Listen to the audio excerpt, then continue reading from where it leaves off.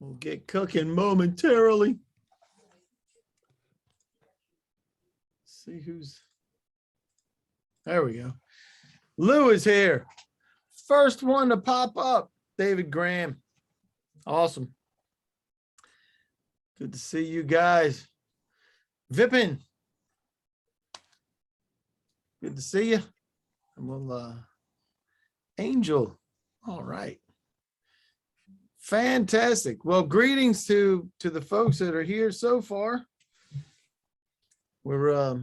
I'm broadcasting here from Maryland. Steve Hurst, where are you out of again? I'm over in California. California. Whereabouts? Right by San Francisco Bay Area, in a small town called Danville. Yeah. Is that where's the garlic capital? Where's the what car? The garlic. Garlic? That's Gilroy. Gilroy. Yeah. And Napa's the wine capital. Napa's the wine capital. Gilroy's the garlic capital. Yep. There's a place out there called the Stinking Rose. Have you ever been there? Boy, does that sound familiar? It's down in San Francisco. They have everything's garlic. I mean, everything's garlic. Down to that's probably why I haven't been there. So when I was there at a conference, so it was actually a government conference. So I was like, well, we go to this, if we went to this thing, it was 2 days. So if we'd have gone there, this was years ago, if we'd have gone there the day, so I'd be garlic infested for the second day. I was like, no, we can't do that. So we did it right before we got on a plane. So everybody on the plane really appreciated the fact that we did that. And I mean, garlic like oozes out of your body after this place. So even down to the ice cream, if you've never been there, ladies and gentlemen. Well, then you don't need to worry about all the vampires. That's right. It's vampire avoidance.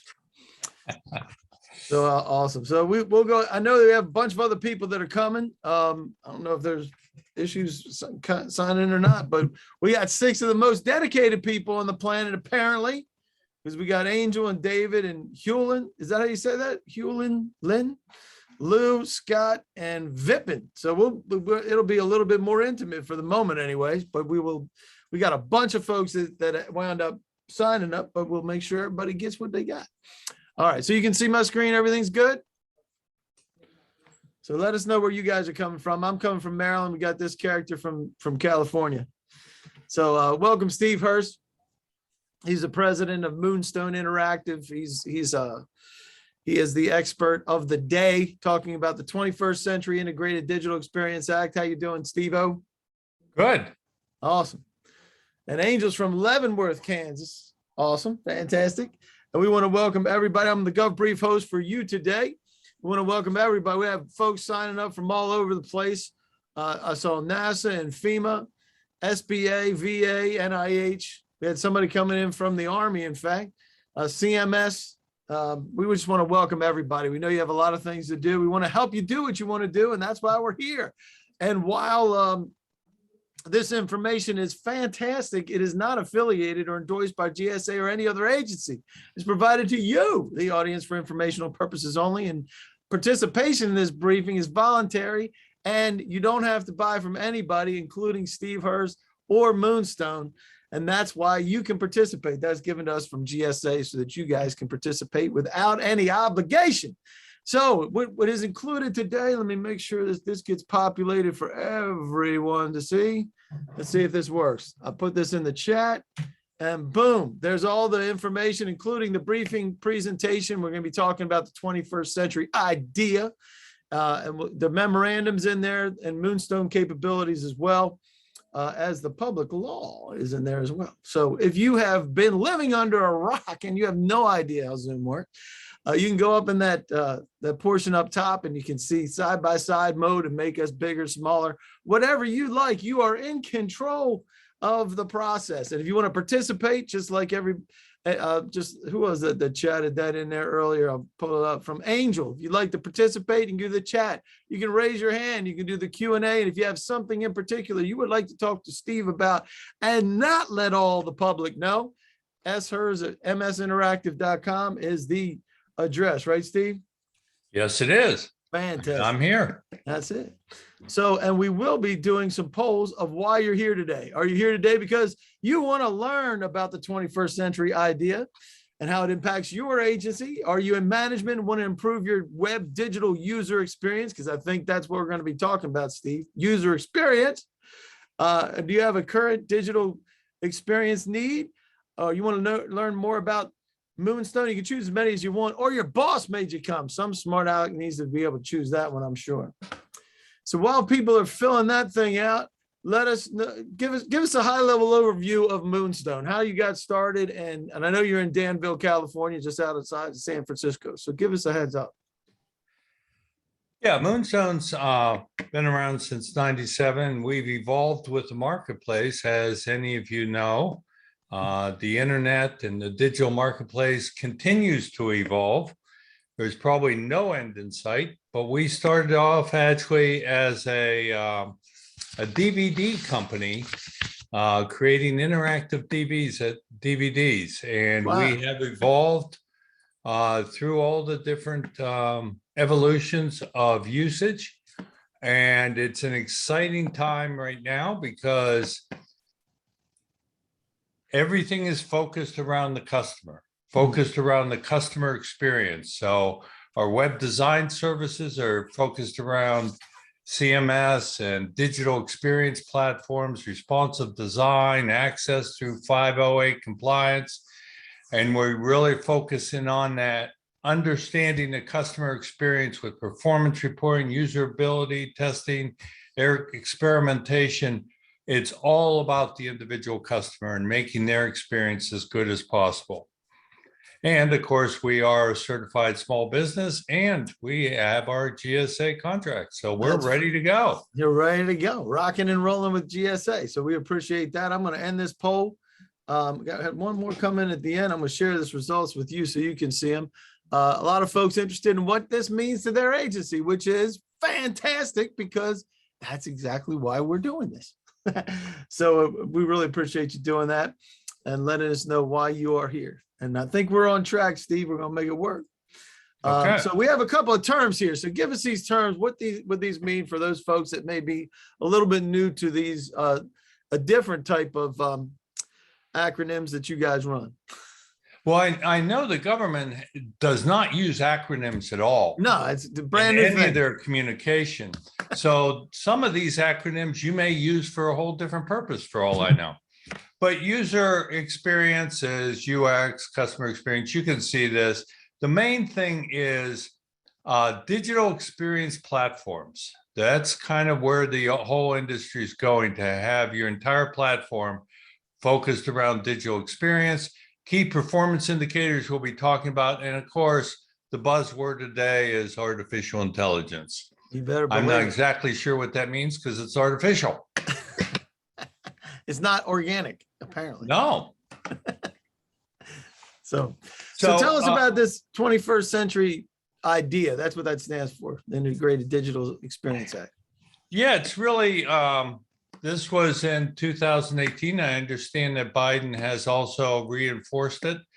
Interestingly enough, I don't know if people are aware, but Bill Clinton tried to do something similar in '93. Barack Obama did something in 2011, all around the same basic principle.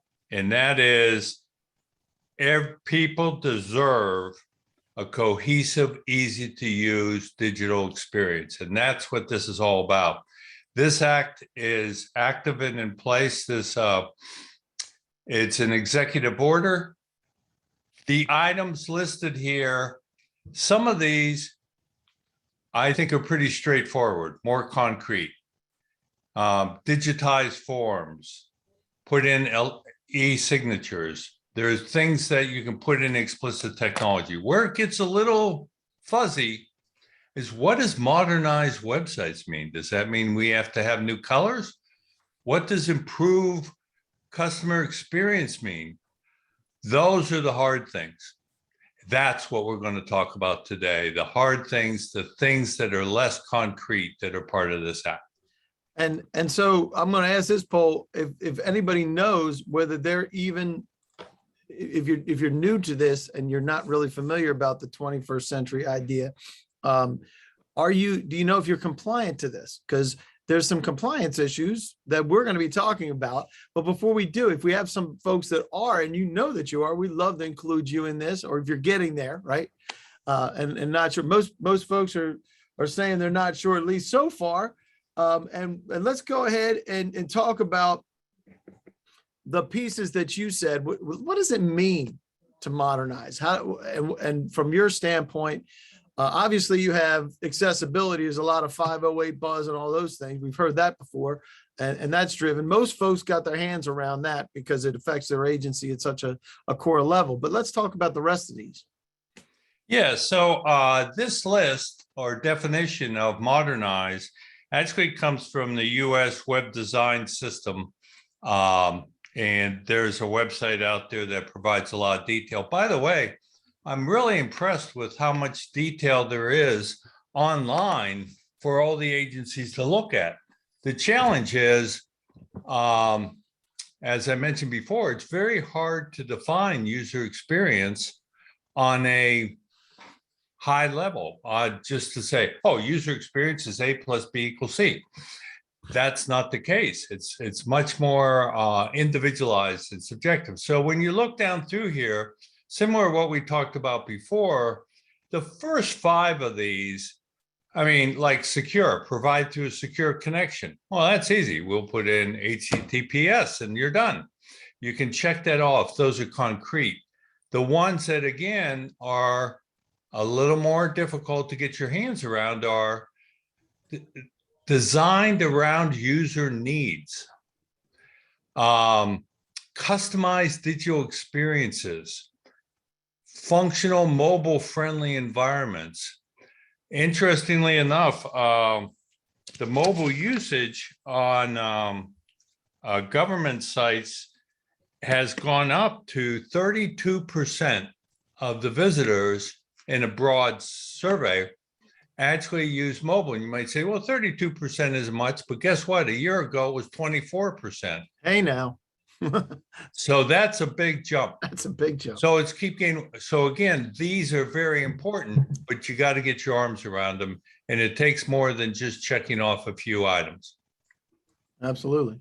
And a lot of this comes from the USDS playbook, right? Digital services, right? US digital Absolutely. And there are 13 requirements in this playbook. I only listed 5 here because 5 relate to user experience. The other ones, again, are more concrete. Yep. And 13 bullets on a page are very hard to read, so we didn't want to do that. So I want to just walk through these because these are very, very important and make my point that it really requires a lot of focus and understanding and new ways of thinking to improve user experience. So first one's understand what people need. I put the word want here because I think want is better than need. So as an example, I go to the DMV because I need to measure or to register a vehicle. I need to register a vehicle. That's now, a 4-letter, 3-letter word.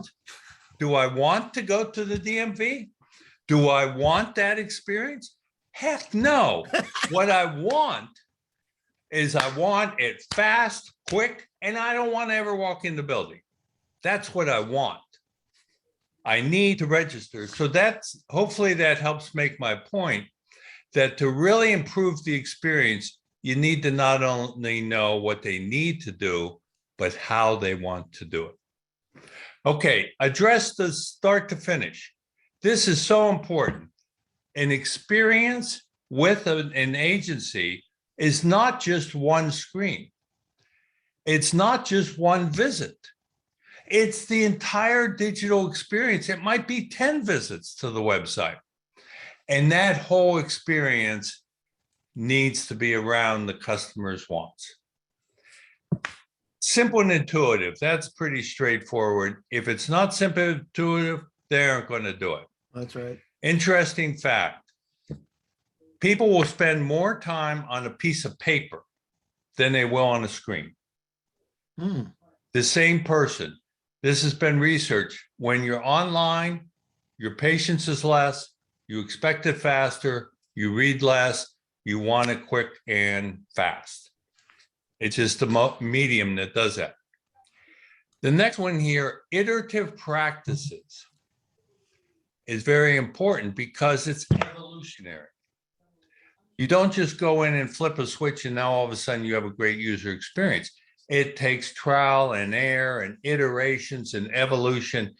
Does anyone think that the expectations online today are the same as they were before COVID? No. They're That's for much, sure. much higher. Why? Because they've been thrown into digital usage. So they're expecting that digital experience. So it keeps evolving. Every time new phone technology comes out, evolves, etc. Data to drive decisions. Sometimes we talk about a concept called HIPPO. What that means is the highest positioned person's opinion. You don't want to make design decisions based on HIPPO.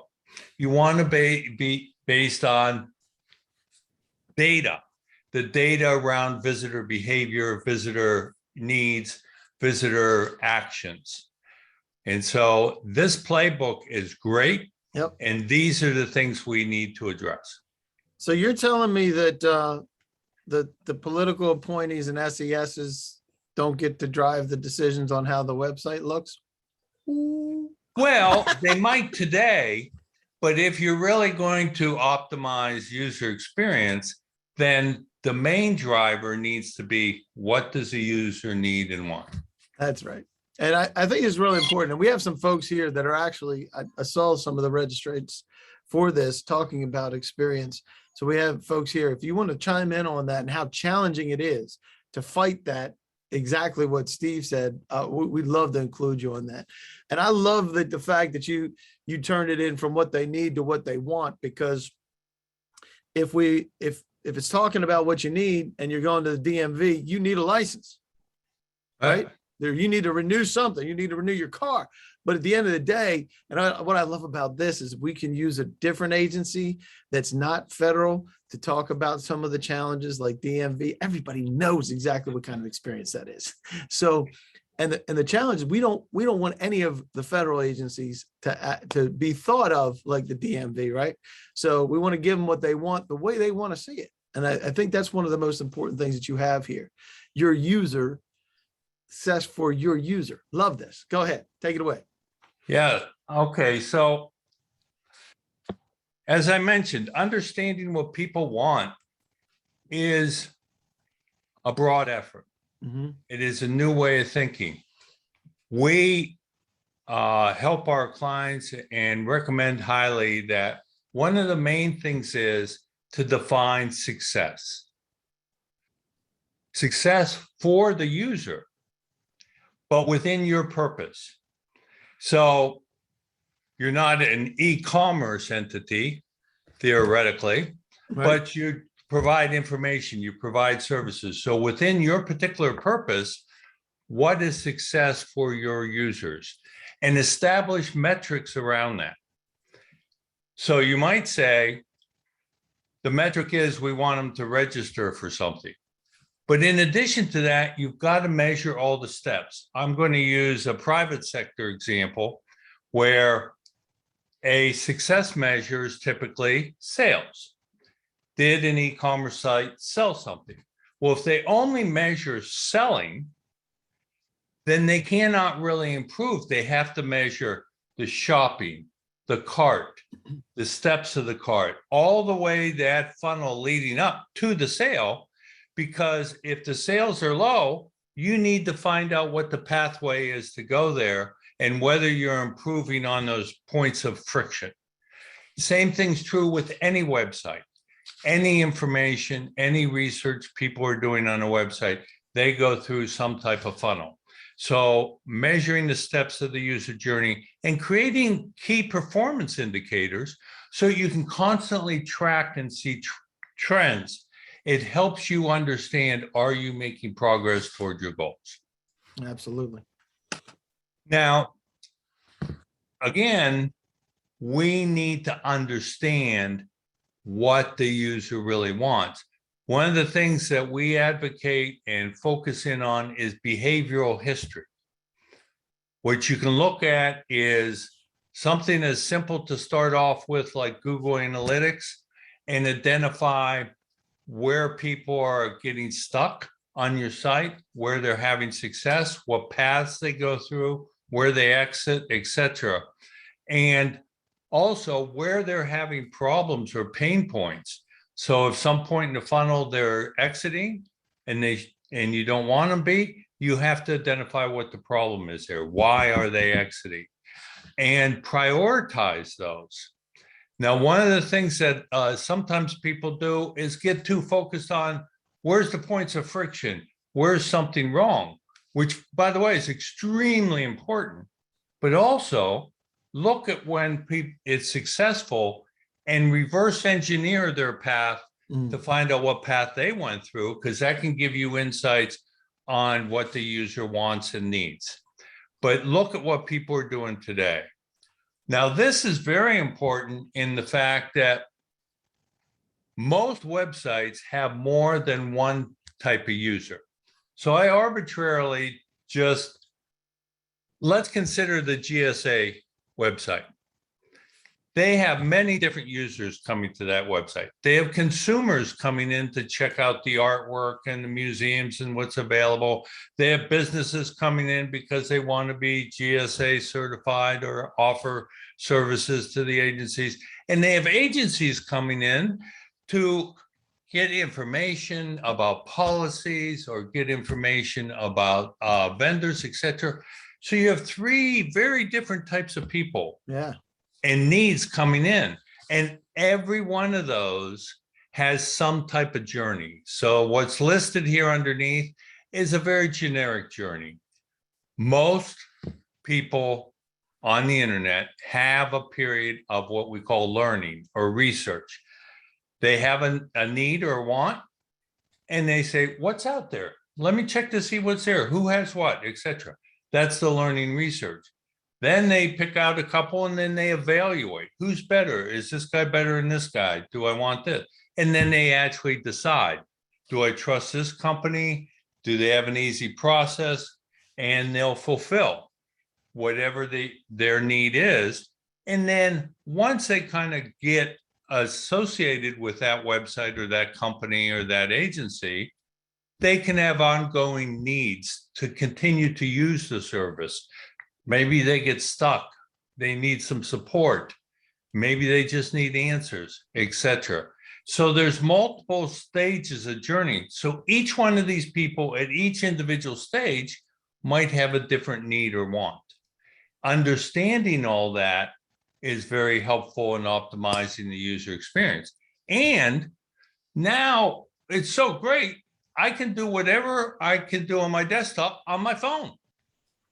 Well, that's wonderful for me, but for the website, how do you make sure that you're delivering the information in a piece of equipment that's this big, that normally fits on a screen this big, and have it still make sense and be clear? That's what it means to understand the user experience. You need to understand all of this together and how it can operate together on one website. It used to be piece of cake. Yeah, it used to be, back in the day, it just had to show up on, for those of us dating ourselves back before Google, right? It just, you would do a search in Yahoo or Netscape. Ooh, how about that? That's an old one. Yeah, that's right. Showing my age, showing the gray hairs, man. But yeah, I don't have any of those. Yeah, not A. So yeah, so and we all know that this continues to evolve.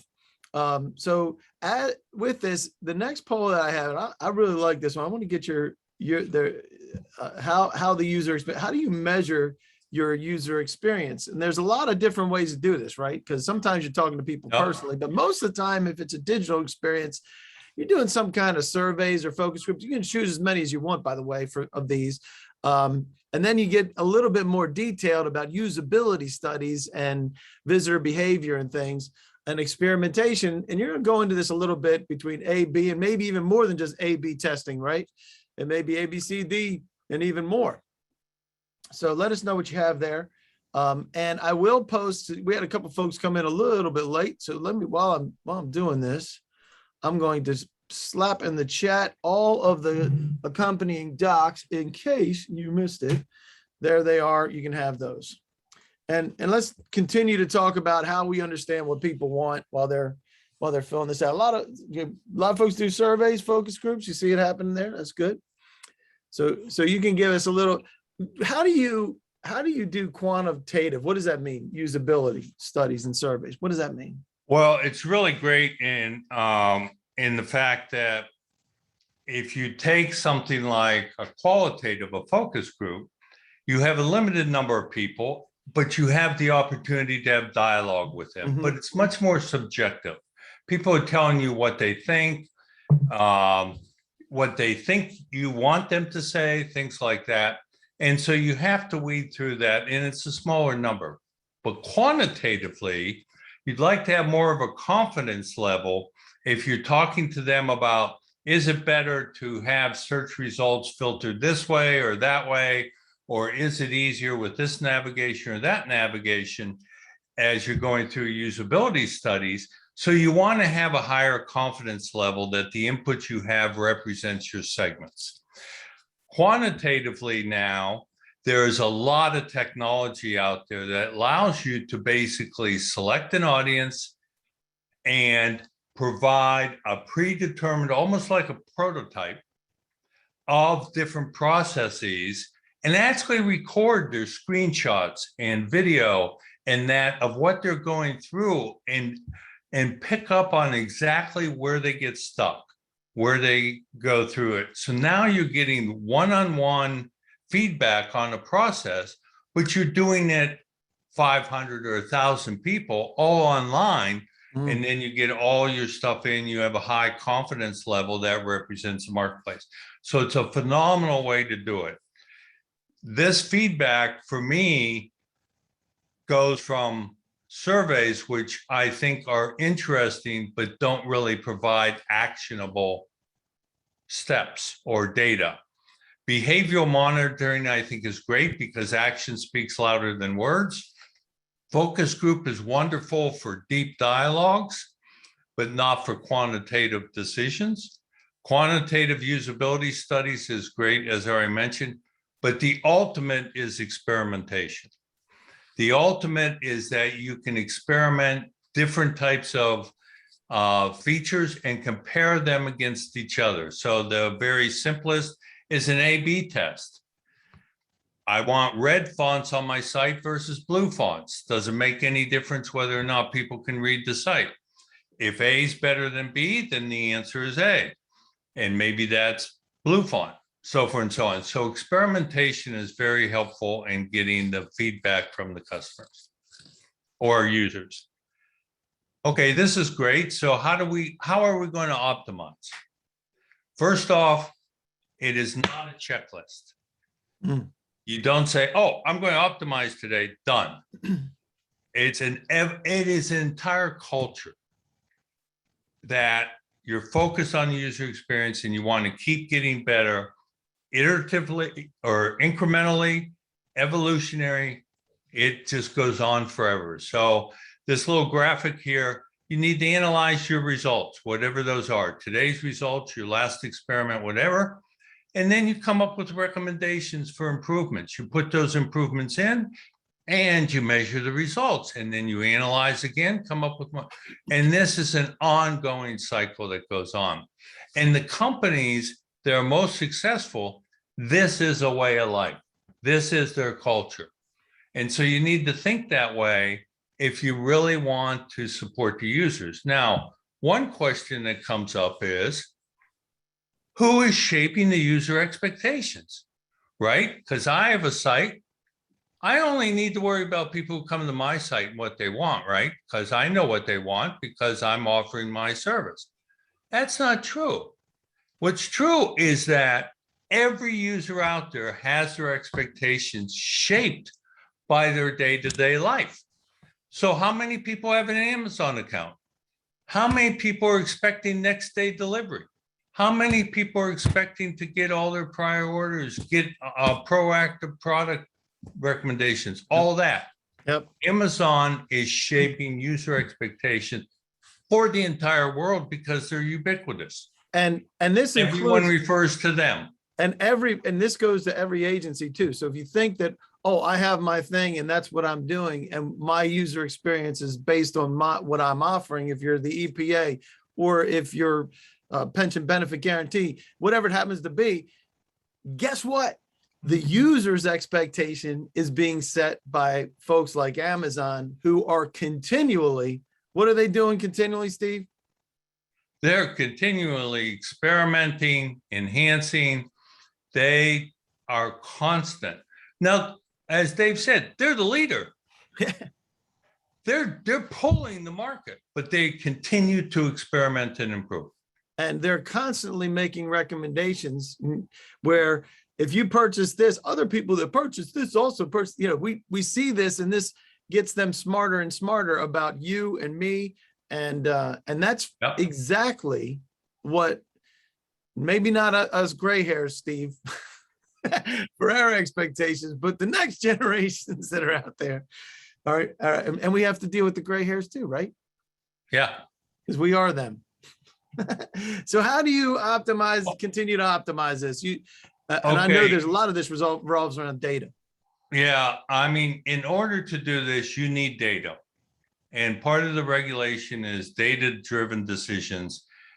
You need a data warehouse that captures visitor behavior. You need to have a tagging, a management approach so you can tag things consistently. Also, you can analyze the data and have data surface the opportunities for improvement. Again, don't fall into the hippo trap. Focus on data. You need a data warehouse and capabilities. And there are plenty of optimization tools out there. Again, it's all about user experience.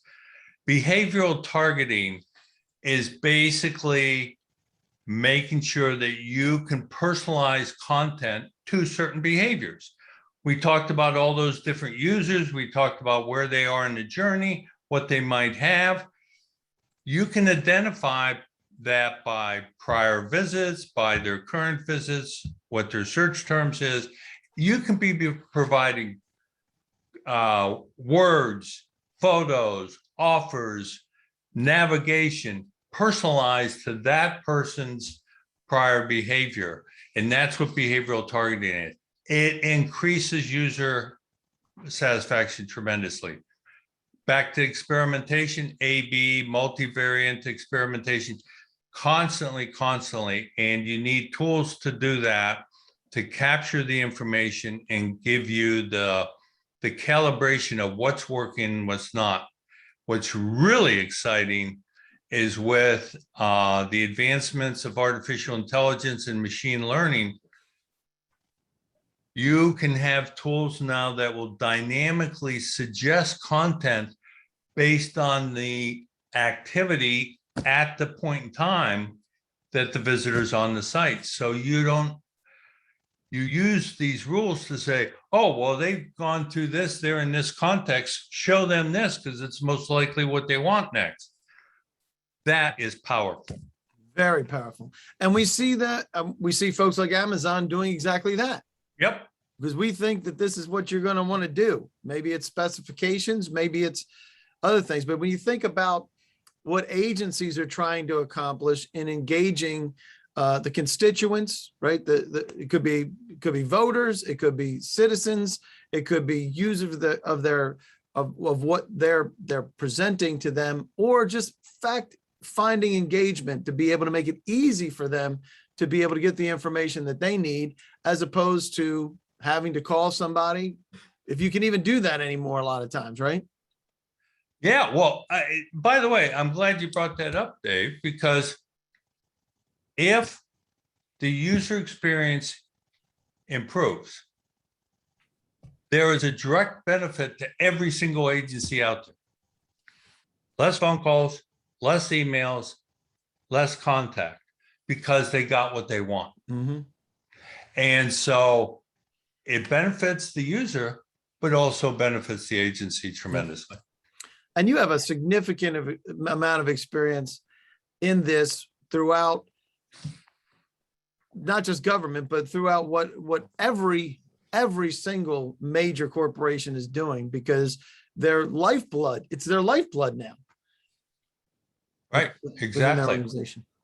Exactly. So, all right, we do have a question at least, and whoa, that's not that, and do not disturb on that, so I don't get another one of those. But I do want to ask a question about let me get this poll up here real quick, about when you expect a web modernization or user experience requirement. I know that's a loaded question because just about everybody has those, but let us know where they are and we can continue to help you with that. And Scott Christensen says, where did that quote about users willing to spend more time filling out a paper form than an online come from? That came from when back in my early days in the internet, around 96, 97, I worked for Visa International and was heavily involved in optimizing their payment structure. And so it basically, I don't remember the exact document, but it was done by a study where people actually gave, it wasn't filling out a form, they gave them a screen that was like, let's say a PDF, a full screen of text, and they gave them the same piece of paper in a physical form, and basically calculated the amount of time that they were able to maintain attention. Wow. And it was, I think it was related, it may have come from DMA, the Direct Marketing Association, or one of those. Yeah, I don't remember the exact, but I've always remembered it and applied it when we're looking at websites and content and page layout and things like that. And I think it proves to be true. If you go to a website and it's all copy, and it's not a bunch of sound bites, most people will not stay there very long. We see it over and over again, behavioral analysis. Yeah. So I hope that helps. He Sorry, says, I don't remember. It's probably, well, 20 years older. Scott says, thanks. It does help. See that? You actually did help somebody, Steve. Awesome. So I'm going to kill that poll. And let me do this. Let me get this to where we want to go, because I had to do some finagling to get there. And I want to get to the place where we're, for the key set, we're going to be finishing up real shortly here. But the key takeaways for this, let's take them through this, because I think the biggest thing is for agencies to really develop a user experience roadmap. Don't you think that that's probably the biggest piece for folks to do, and what that means for them? Yeah, basically, roadmap's a fancy name for you need a plan. So, I mean, you really need to think about what things need to change. And it should start with, how are you going to measure and monitor progress, understanding the user, and recognizing this is not a single shot. This is a process, it's a culture, it's evolutionary, and you need to lay that out in some priority order, because you can't do it all on Monday. You might need to go clear into Wednesday, but I mean, you need a plan. And by the way, all the documents that are available to the agencies online about this say the same thing. I mean, you need a plan. You need a concrete plan with priority steps and evolution. And then this second point down here, it's really a culture of improving engagement of your users. It's a culture. Again, it's not a checklist. It is a way of thinking to keep going with it. Because guess what? 3 years from now, what the user wants today is going to change based on what they're exposed to. Oh my Either gosh. based on what Amazon's doing or Apple's doing or something, they change expectations, and you want to keep up with it if you want to keep them happy. And experiment. Don't be afraid to experiment. If you experiment on an idea and it's a bust, it is terrible. That is wonderful, because now you know that doesn't work.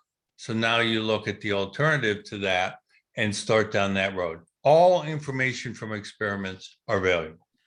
I couldn't agree more with that. I think so many people are, especially there's folks in the government, shocking as this is for everybody here, that are very risk averse. So they're afraid that if something doesn't run better, even if it's just a little bit better, then they look at that as okay, that's a success. When really failure is a really hyper learning mechanism. Nobody likes to do it, but it teaches us so much more than success oftentimes. And sometimes when you take that risk and then all this, that's where you find the real wins, where somebody says, wow, that was really creative. I really like that. And that's just be willing to, don't make huge failures, right? We all know about failures of website development that absolutely was awful, right? Where everything was supposed to work and nothing worked. And I'll tell you, experimentation in small bites helps you avoid what Dave just talked about. Because when you follow the hippo approach and someone says, I think we should change the website this way, and they're wrong, then you have big failures. With experimentation, you can say, let's change this approach and do an A/B test or a multivariant test. You don't have a failure. You have one is better than the other, and you took smaller bites. You didn't try to boil the ocean all at once. What you did is said, let's look at this particular navigation structure and see which way is better. So you're not betting the farm. It is actually a much lower risk approach to experiment more often. I used to work for a company. We had over 5,000 experiments on one product offering. Wow. And we doubled the industry statistics for our sales on that because we did 5,000 different experiments. Wow. So again, you can distill this down based on your agency, your risk tolerance, so forth and so on. Yep. But we would encourage you to do these, and hopefully you have taken away and I've given you something to think about. So excellent. And while we did say that participation in this is not an indication, you don't have to purchase from any particular vendor. You actually can purchase from Steve and his crew because he is a GSA contract holder and he's a small business. So there's one checkbox that works. And if you need anything else like set aside, socioeconomic set aside, I do believe Steve knows a few people out there that can help you get there from the procurement standpoint. So you can reach out to him and he'd be glad to talk. How much does it cost to talk to you on the phone, Steve? Well, we have a special today. It's actually free. Free. My favorite four-letter word. Awesome. So it's free to talk to Steve. Limited time only. Limited time only. That's right. So get on the calendar. You will receive in a recap email early next week. You'll probably get a recap of this one, just a preliminary one, so you have everything from today. But you'll receive one with the briefing, presentation, Moonstem capabilities, a link to a video, and an ability to take advantage of that limited time offer with Steve for the one-on-one meeting for free. And we just want to say thank you very much for joining us. If you have any other questions, feel free to reach out to Steve directly, or if I can help you in any way, I'll be glad to do that. But we really appreciate you all being here and joining us. If you have any additional feedback for me, let me know, because we do like the feedback, right, Steve? Absolutely. Everything is welcome. That's right. Thank you so much for attending. I appreciate it. Yeah, it's awesome. And you will get that recap out to you. Thanks, Steve. Always great information. Love it. We'll get that recap out to you. And Alvaro and David Whittington and Douglas and Greg and Kevin and Lindsay and Michelle and the other Michelle and Scott and Vipin, if I'm saying that right, Vipin. I'm hoping I'm saying that right. Fantastic. We really appreciate it. We appreciate you. Thank you, Vipin, for all that you do as well. So and we'll let you go, because we wouldn't get you out of here at a reasonable time. We appreciate you guys joining us. Have a great day, guys. Thanks, everyone.